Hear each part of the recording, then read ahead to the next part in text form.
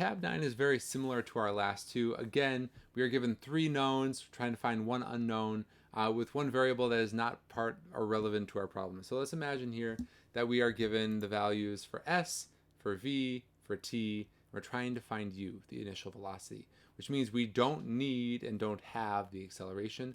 The only equation here that does not involve acceleration is this equation over here. S is equal to v plus u times t divided by 2.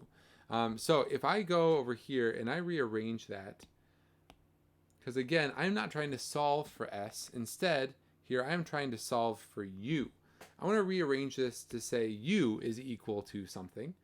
So ultimately, this will take me a couple of steps. I'm going to multiply both sides by 2. So 2s is equal to v plus u times t.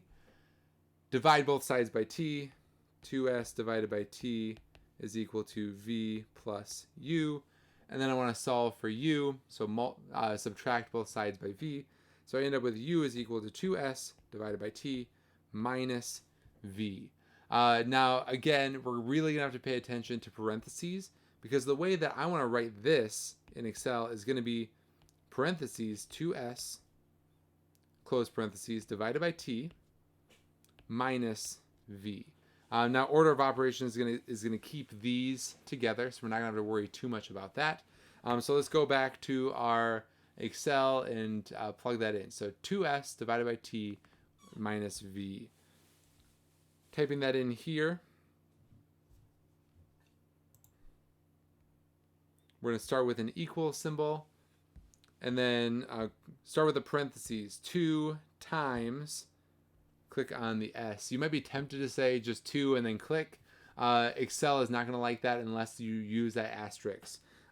Close the parentheses, divided by t, which is that 2, minus whatever is v. That's 0 in this case. Hit the check mark. I'm getting 7.00. Click, pause, click to get those squares and fill that down. Again, I went a little too far. And I end up with all of the calculations solving for u that I might need.